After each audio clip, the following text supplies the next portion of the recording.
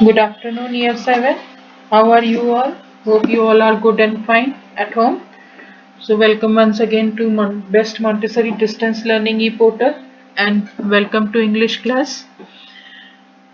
So, if you remember in the last class, we had studied the chapter Across the Syrian Desert, in which we had studied the writer has described about the adventures while traveling through the Syrian desert, what adventures they had done in the desert.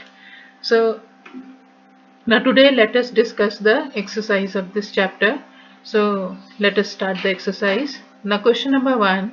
The word it occurs several times in the passage. What does the word it refer to in the following phrases?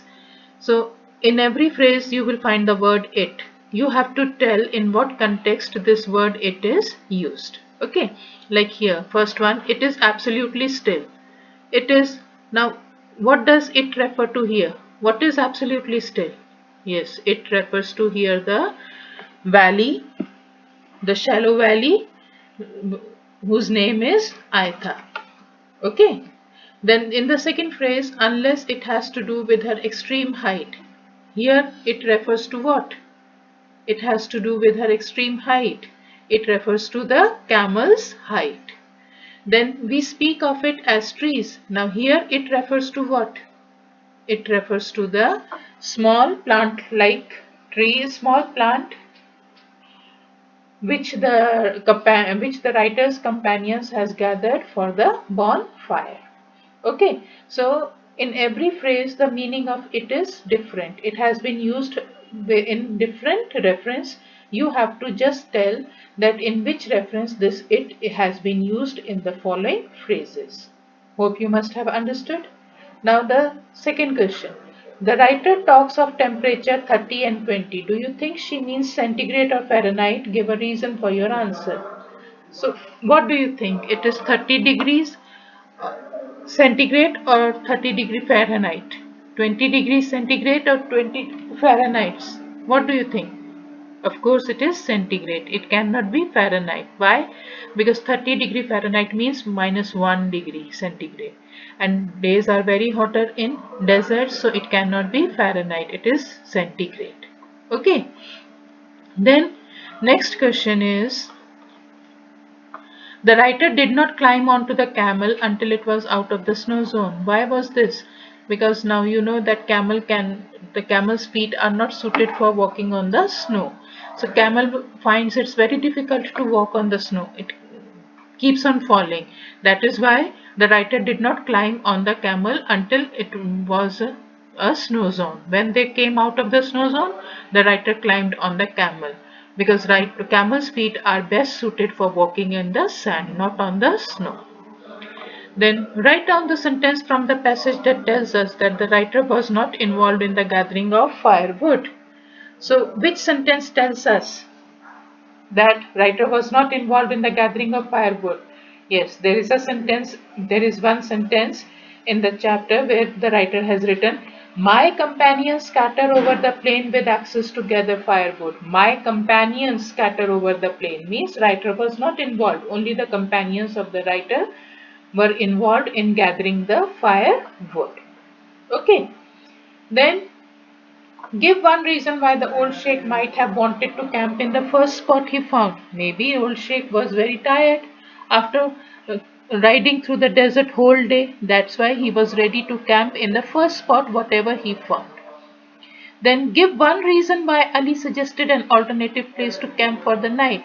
Ali suggested the an alternative place. Why? Because he found that there were lot of firewoods in that place.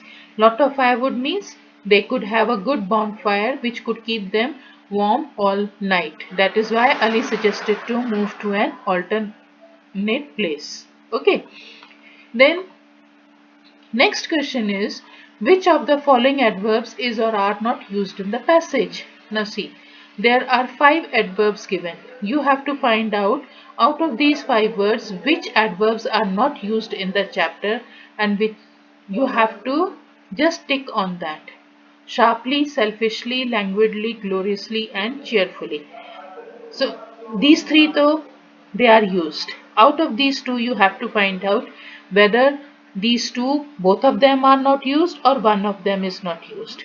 You have to just find out from the chapter. For that, you have to read the chapter. So these are question answers you have to do in your English copy. I hope you must have understood how to write the answers. Please write the answers in your own language. Don't copy the language from the book itself. Try to write it in your own language.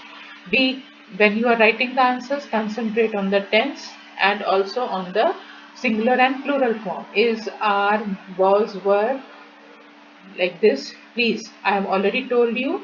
So write the answers in your own words. After this, one writing part you have to do, that also you will do in your English copy. What is that question? You are walking along the beach one day when you find a bottle in the sand. There is a letter inside it. Unfortunately, some of it is unreadable and other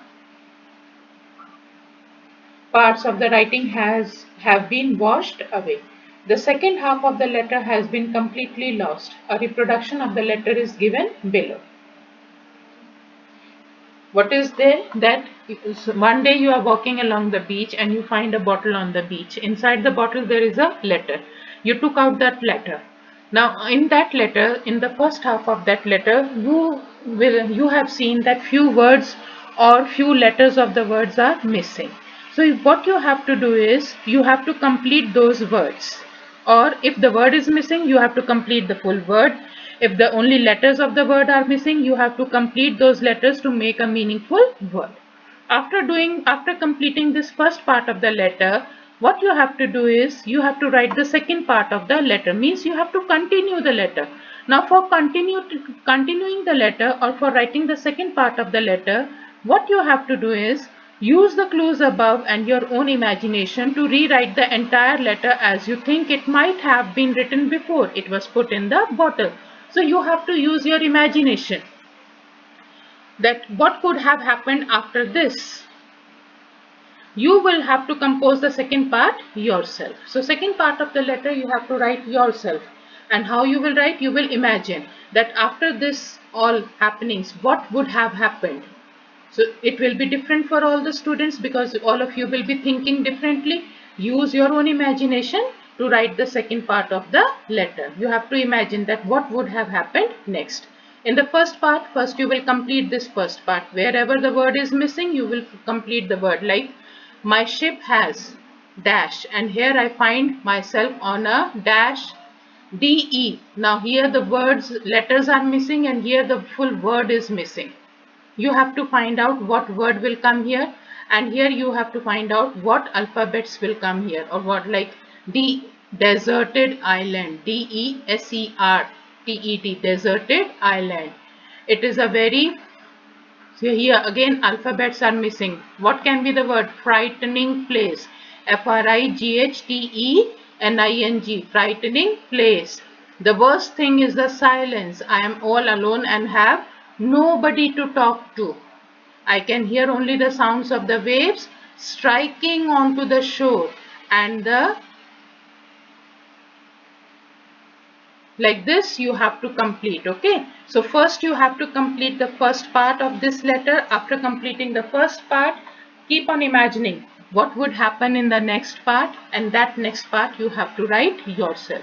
In the next part, at least write 2 paragraphs. I hope you must have understood now. If you have any problem, you can ask me, most welcome. Otherwise, please do your work on time and submit your homework on time. That's all for today, year 7. Please do your homework in neat and clean handwriting. And when you are sending the homework, please, when you are clicking the photograph, it should be clean. Many times I have written in the mail that it is not clear, I am not able to read. So please, while clicking the pic of your homework, click it very carefully. Okay, thank you class. Thank you for learning on Best Montessori Distance Learning e-portal. See you in next English class very soon. Okay, bye all of you.